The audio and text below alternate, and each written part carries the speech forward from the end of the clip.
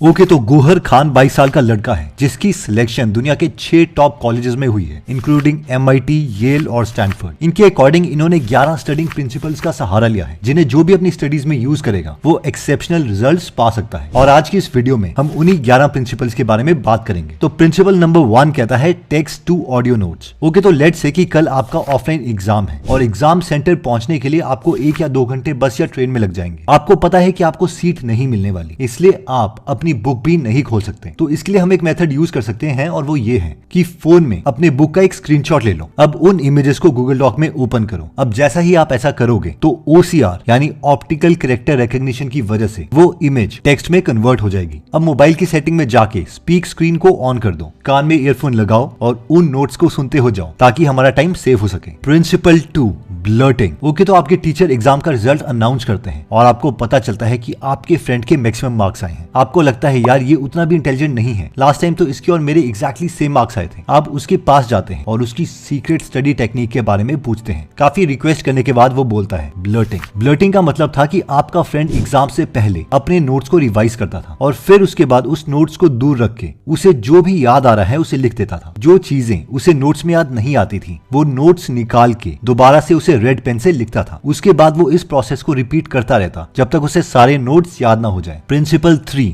Box techniques. Okay तो इस बार आपको पता है कि आप एग्जाम में टॉप करोगे ही करोगे क्योंकि आपको बॉक्स टेक्निक का पता चल गया है। बॉक्स टेक्निक कहती है कि आप स्टडी के लिए 5 बॉक्सेस रखो, box 1, box 2, box 3, box 4 and box 5। Box 1 के हर नोट्स हर रोज रिवाइज होंगे। बॉक्स 2 में पड़े नोट्स हर 2 दिन के बाद रिवाइज होंगे। बॉक्स 3 के नोट्स हर 4 दिन के बाद रिवाइज होंगे। बॉक्स 4 के नोट्स हर 9 दिनों के बाद और बॉक्स 5 के नोट्स हर 14 दिनों के बाद रिवाइज होंगे। अब हम शुरू में अपने सारे नोट्स बॉक्स 1 में डालेंगे। अब जब भी हम इसमें पड़े नोट्स को रिवाइज कर रहे हैं और अगर वो हमें याद रहता है तो उसे हम अगले बॉक्स में शिफ्ट कर देंगे, जैसे कि इस केस में बॉक्स 2 में। अब अगर किसी भी टाइम में हमें किसी बॉक्स के नोट्स रिवीजन के टाइम में याद नहीं आते तो वो वापस बॉक्स 1 में चले जाएंगे। प्रिंसिपल नंबर 4 कहता है मूव फास्ट। ओके तो आपको पता है कि आप और आपके क्लास टॉपर्स सेम आवर्स रोज पढ़ाई करते हैं लेकिन हमेशा मार्क्स उसके ज्यादा आते हैं। लेकिन इस बार आपकी क्लास का टॉपर हैरान है क्योंकि मार्क्स आपके अच्छे आए हैं क्योंकि आपने इस स्ट्रैटेजी को यूज किया है। ओके तो आपने इस तरह से प्रिपरेशन करी। आपको पता था कि आपका ऑब्जेक्टिव क्वेश्चंस का टेस्ट है, इसलिए जब आप उसके लिए रिवाइज कर रहे थे तो आप क्वेश्चंस को फास्ट सॉल्व कर रहे थे। आपको 3 तरीके के क्वेश्चंस मिलेंगे। टाइप 1 क्वेश्चंस, जो क्वेश्चंस आपको आते हैं उसके सामने आप CA लिख देंगे यानी करेक्ट आंसर्स। टाइप 2 जो क्वेश्चंस आपको नहीं आते थे उन क्वेश्चंस को भी आप पढ़ के आंसर कर देते हैं लेकिन उसके सामने CG लिख देते हैं यानी कंप्लीट गेस। टाइप 3 इन क्वेश्चंस में से आप 2 ऑप्शंस को एलिमिनेट कर देते हैं और सिर्फ आपके पास 2 ऑप्शंस बचते हैं। उनमें से आप एक ऑप्शन सिलेक्ट कर देते हैं, उसके सामने आप लिखते हैं EG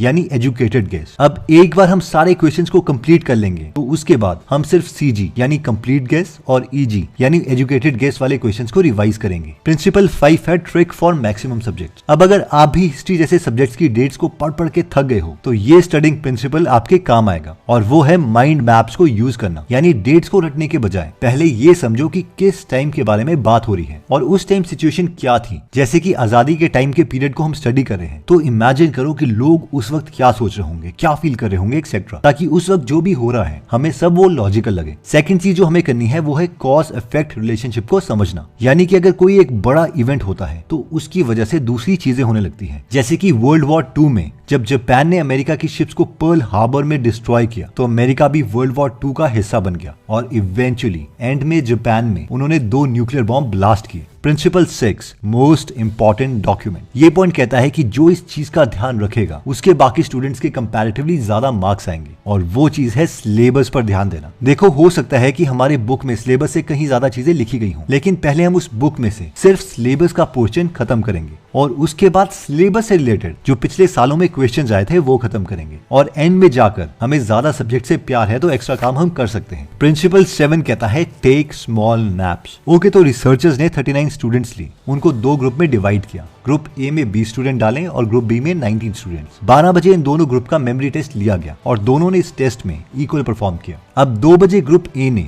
1.5 घंटे का एक छोटा सा नैप लिया और ग्रुप बी ने 1.5 घंटे तक वीडियो गेम्स खेली। फिर शाम को 6 बजे इन दोनों ग्रुप्स का दोबारा से मेमोरी टेस्ट लिया गया और जिस ग्रुप ए ने 1.5 घंटे के लिए नैप लिया था यानी वो सोए थे, उन्होंने ग्रुप बी के कंपैरेटिवली टेस्ट में बहुत अच्छा परफॉर्म किया। Principle 8 ask and it shall be given. Okay तो अगर आपके साथ ऐसा होता है, आप काफी देर तक स्टडी करते हैं और अगले दिन एग्जाम या स्कूल में देखते हो कि आपको पिछली रात जो भी आपने पढ़ा था वे कुछ याद नहीं, और ये एक्सपेक्टेड भी था क्योंकि आपने गलत तरीके से पढ़ाई करी थी। अगर हम चाहते हैं कि हमें चीजें याद रहे तो हमें हर 10 या 15 पेज पढ़कर उसके बाद बुक बंद करनी है और खुद से पूछना है कि अभी तक मैंने क्या पढ़ा है, और हो सके तो इस वक्त पर हमने जो भी पढ़ा है उसे हम लिख सकते हैं, लेकिन बुक बंद करके। Principal 9, keep momentum. ओके, तो अगर आपके साथ ऐसा हुआ है कि आपको स्कूल या कॉलेज से बहुत सारा होमवर्क मिला हो, आप घर आते हो ये सोचकर कि मैं जाते ही होमवर्क कर दूंगा, और घर पहुंचते ही आप होमवर्क करना स्टार्ट भी कर देते हो, लेकिन बीच में डिस्ट्रैक्शन होने की वजह से यूट्यूब शॉर्ट्स या इंस्टाग्राम रील में सारा टाइम वेस्ट हो जाता है। तो इस चीज से बचने के लिए मेन स्ट्रैटेजी कहती है कि डू नॉट लूज मोमेंटम। इसका मतलब है कि अगर आपने एक बार होमवर्क स्टार्ट कर दिया है तो जब तक वो पूरा ना हो जाए रुको मत। अगर बीच में कुछ क्वेश्चंस के आंसर नहीं भी आ रहे हैं तो इंटरनेट में उसका आंसर मत देखो, उन क्वेश्चंस को उस टाइम के लिए स्किप कर दो और नेक्स्ट क्वेश्चन स्टार्ट कर दो। जब सारे क्वेश्चंस जो आपको आते हैं वो खत्म हो जाए उसके बाद ही इन क्वेश्चंस में वापस आना। प्रिंसिपल 10,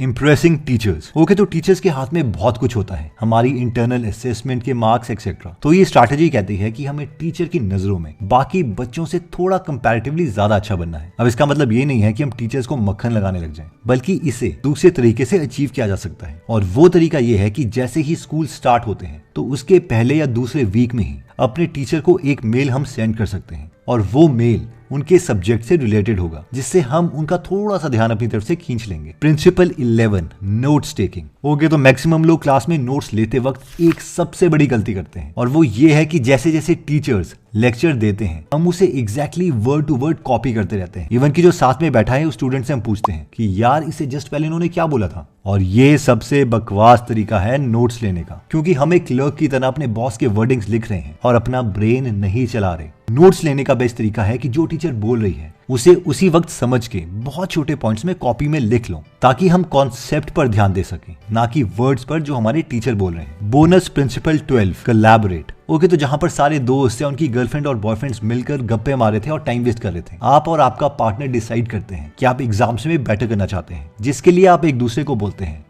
मैं जानता हूं तुझे चैप्टर 6 में प्रॉब्लम थी, ठीक है मैं तेरी उस चैप्टर की रिवीजन करवाता हूँ। आपका फ्रेंड, ओके तो मुझे पता है चैप्टर 2 के कॉन्सेप्ट तेरे अच्छे नहीं है, मैं तेरी उसमें रिवीजन करवा देती हूँ। आप दोनों मिलके एक दूसरे की रिवीजन भी करवाते हैं और साथ में एग्जाम्स में बहुत अच्छे मार्क्स भी लेते हैं। Bonus tip 13, Elon Musk technique. Okay, तो आपके दोस्त आपको कहीं चलने के लिए बोलते हैं और उन्हें पता ही है कि आप दोबारा से उन्हें मना करोगे। आप और वो दोनों ही हैरान हैं कि हर वक्त आप होमवर्क या पढ़ाई करते रहते हो, लेकिन आपके मार्क्स तो उनके जितने ही आते हैं। तो ऐसा आप क्या कर रहे हो? ओके, तो आप इलॉन मस्क की अब टाइम मैनेजमेंट टेक्निक को यूज कर सकते हो, जिसे कहते हैं टाइम ब्लॉकिंग, जिसका मतलब है कि लेट से हम गूगल कैलेंडर्स में जाएंगे, वहां पर हम टाइम सेट कर देते हैं कि इतने बजे से लेकर इतने बजे तक हम एग्जैक्टली ये चीज करेंगे, जैसे कि स्टडी या फिर प्लेइंग या फिर learning new things etcetera. Even हर एक टास्क को डिफरेंट कलर्स भी हम दे देते हैं। Bonus principal 14, accountability. ओके, तो अब आप घर पहुंचते हैं ये सोचकर कि आज बहुत काम मिला है, पर घर पहुंचते ही आप सोचते हो कि थोड़ा भी रिलैक्स कर लेता हूं, अभी तो आया हूं स्कूल से। आप यूट्यूब शॉर्ट्स या इंस्टाग्राम रील्स खोलते हो और आपको पता भी नहीं चलता कि डिनर का टाइम हो गया है। तो अगर आपके साथ भी ऐसा होता है तो इस सिचुएशन में आप क्या कर सकते हैं? इसका एक सबसे बड़ा सोल्यूशन है कि हम अपने पेरेंट्स या फ्रेंड को बोलें कि मेरा फोन यहाँ से उठा के अलमारी में ले जाओ और उसे ताला लगा दो,